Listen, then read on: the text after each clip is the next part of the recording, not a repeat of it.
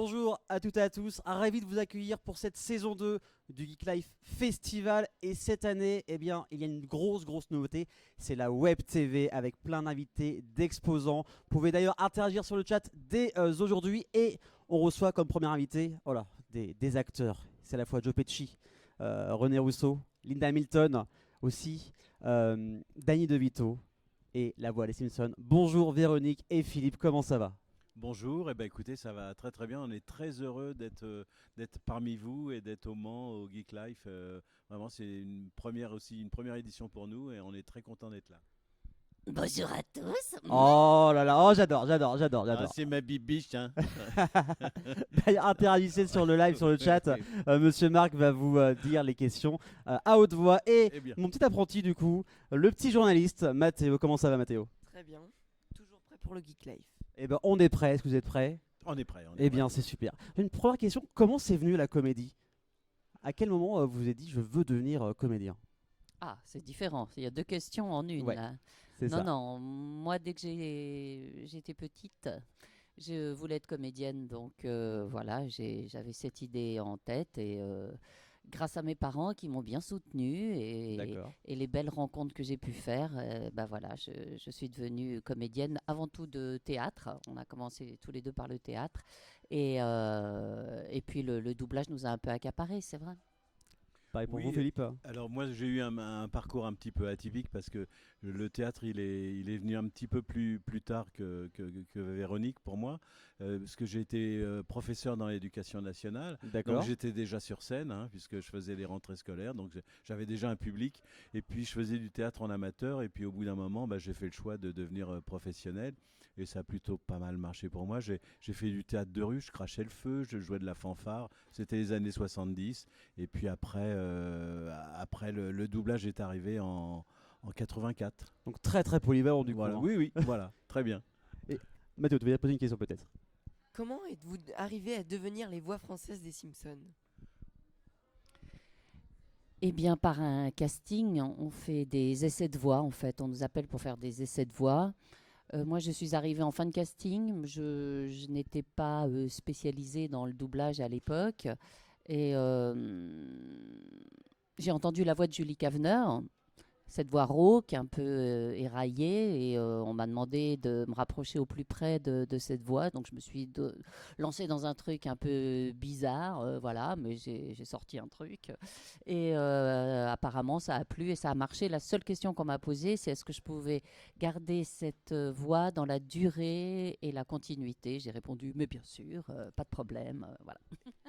Et du coup, là-bas, au bout d'un moment, vous n'avez pas trop mal quand vous faites, par exemple, vous faites une saison entière C'est une hein. voix fatigante. Oui, je m'en C'est une doute. voix fatigante et d'ailleurs chaque saison, on les enregistre de temps à autre comme ça, mais jamais en continuité. On fait un jour par-ci, un jour par-là. Le maximum, c'est 2 jours de suite. D'accord. Voilà.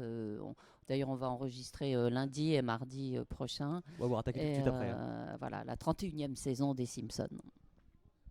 Non, pareil, le casting en 89, casting des Simpsons, il fallait trouver des voix françaises pour cette série qui était un petit peu bricolée parce qu'on n'imaginait pas du tout un avenir pour cette série des Simpsons. Les personnages tout en jaune, c'était bon, à peine dessiné, enfin c'était vraiment un peu bricolé. Et puis ça a eu le succès que ça a eu au fil des saisons. Et puis c'est vrai que les voix françaises ont pris bon, la VF a peut-être amené des choses pour la série Les Simpsons, ce qui a fait le succès aussi. Et puis surtout, ils ont eu des moyens au fur et à mesure qu'ils avançaient des saisons. Et je pense que c'est devenu la série culte que vous connaissez, qu'on connaît tous, quoi. Et quand vous avez commencé vraiment à prêter vos voix, est-ce que vous sentiez qu'il y avait quelque chose avec cette série ou pas du tout vous avez juste pensé pour une saison et puis Non, on pas parle du plus. tout. C'est vrai que quand on a démarré, on s'est dit il y a 13 épisodes de la première saison, ça va s'arrêter, ça n'aura pas d'avenir. Parce qu'en plus, les Simpsons sont arrivés, c'était une diffusion sur Canal, c'était une diffusion un peu restreinte. Oui, et bien puis sûr. on était dans la belle animation des films de Disney à cette époque-là où ça chantait, l'animation était parfaite. Donc cette série bricolée, on s'est dit il y aura pas d'avenir, on va faire ça un an, peut-être deux. Alors après là, il y avait une deuxième saison, on a été surpris. Il y a eu une troisième, on a été encore plus surpris. Et puis ça a Et puis fait- 30 ans. Et puis 30 ans. Voilà, on est la 31e saison et il y aura une 32e saison aussi qui a été signée. Eh ben, bonne nouvelle. Non, je crois qu'on a commencé à sortir un peu de l'ombre. C'est quand, sur Canal+, c'était La Grande Famille. Jean-Luc Delarue avait son émission et nous avait invités donc, à son émission. Et petit à petit, c'est vrai qu'on est un petit peu sorti de l'ombre comme ça et on a participé de plus en plus à de plus en plus d'émissions. Et puis depuis quelques temps aussi, je pense aussi à l'émission sur YouTube Il était une voix par Nathalie, du coup, Nathalie qui Carcenti. met en lumière tous les acteurs qui prêtent leur voix.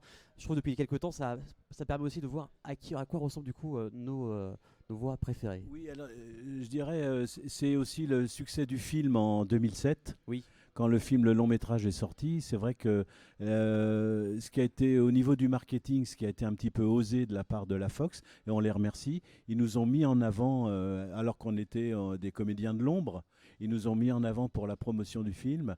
On a fait beaucoup d'émissions de télé, on était dans tous les médias à ce moment-là, et je pense que c'est à partir de là que le doublage la VF a été quelque chose de reconnu. C'est à partir de ce moment-là, je crois que ça a été le virage et nous, on y a contribué à partir de ce moment-là.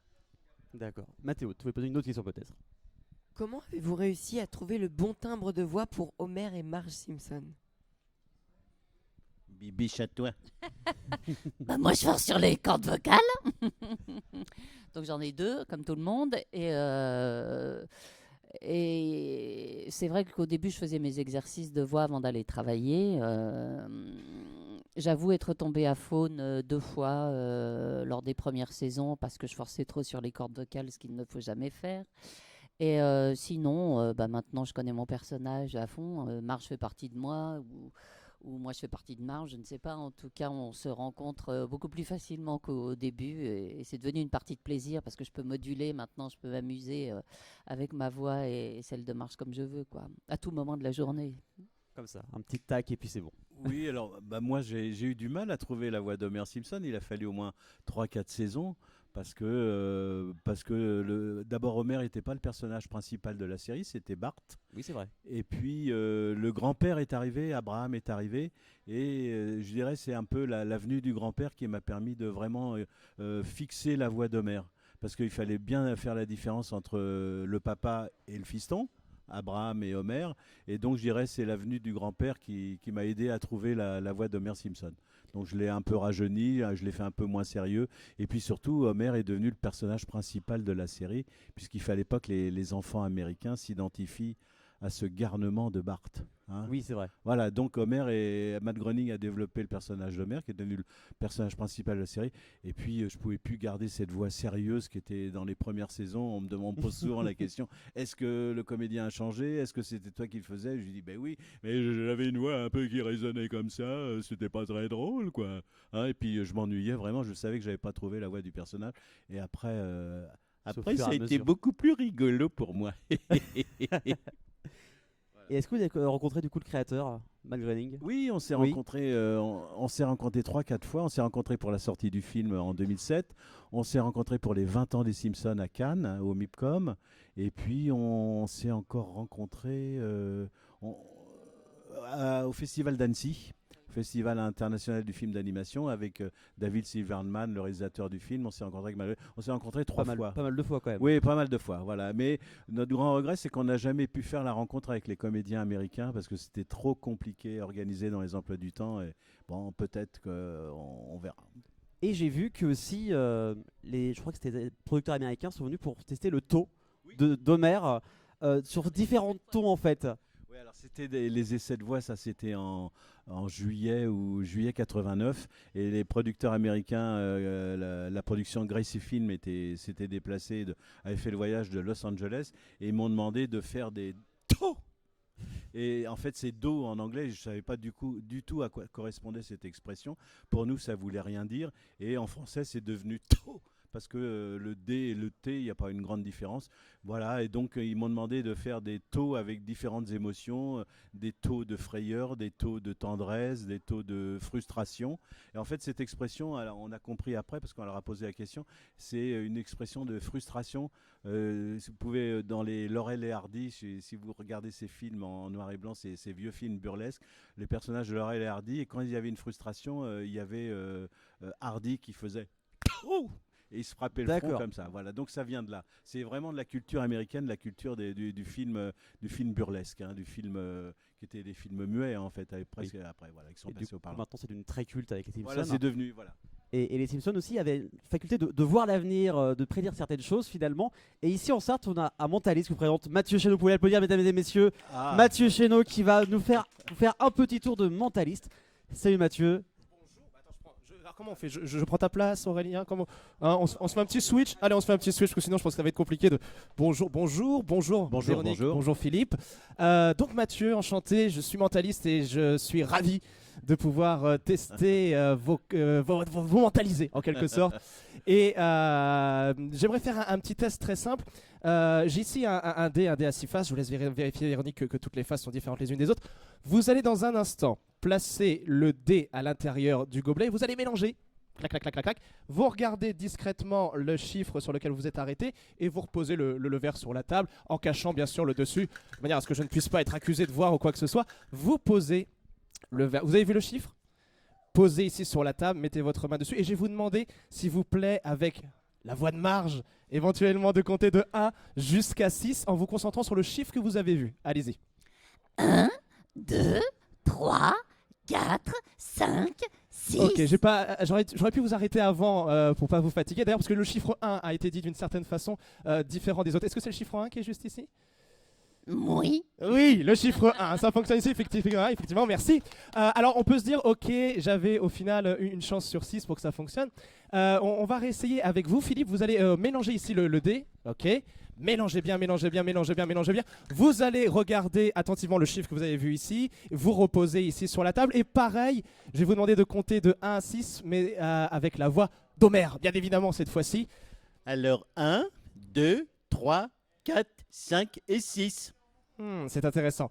Est-ce que je teste aussi en même temps votre jeu de comédien? C'est intéressant. C'est pas fastoche. Je sens que vous avez essayé de... Très bien. Alors, ça réussit pas forcément à chaque fois, mais je dois avouer quand même que sur le 3, j'ai senti un chiffre légèrement différent des autres. Pour moi, c'est le chiffre 3 ici? Oui, c'est 3. Le chiffre 3 ici, ça fonctionne à nouveau. Il est très Alors, fort. J'aimerais faire un dernier test ici, parce qu'on pourrait se dire, ok, peut-être que le dé que j'utilise est pipé, vous savez, qui tombe toujours sur des faces prédéfinies. Tiens, Mathéo, c'est ça? J'ai bien retenu ton prénom. Tu vas me tenir le micro un instant. Hop. Je vais faire un petit passage, je vais aller à côté de vous, juste ici. Et je vous emprunte le micro un instant. Et ce que je vais vous demander, c'est de vous concentrer sur un chiffre entre 1 et 6. Celui que vous voulez, un chiffre entre 1 et 6 maintenant, le premier qui vous vient à l'esprit. Vous l'avez en tête?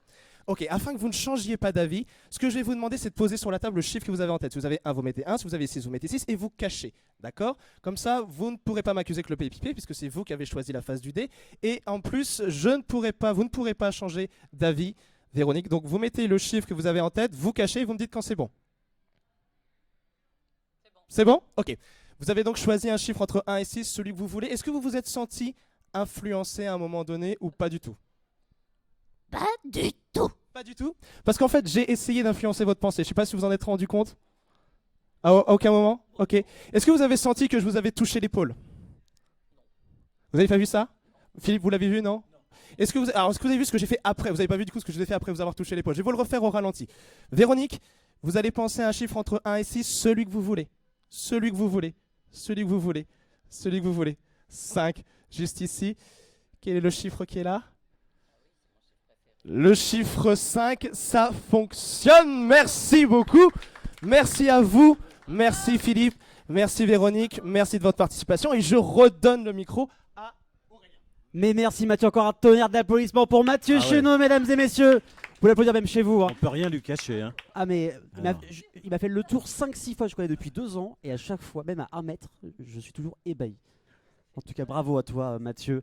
Merci à vous deux d'être avec nous. On vous retrouve sur la grande scène à 11h30 et à 16h30 pour l'envers de la VF, avec également Marc. On peut vous retrouver toute la journée parce qu'ils sont là uniquement aujourd'hui. Hein. Voilà, faut en profiter. Faut en profiter. Dès maintenant, venez au Geek Life Festival au centre des expositions du Mans. Dès maintenant, là, tout de suite, on se retrouve à 10h30 avec Dina Just Dance. Bonne journée, les amis, et à tout de suite au Geek Life Festival.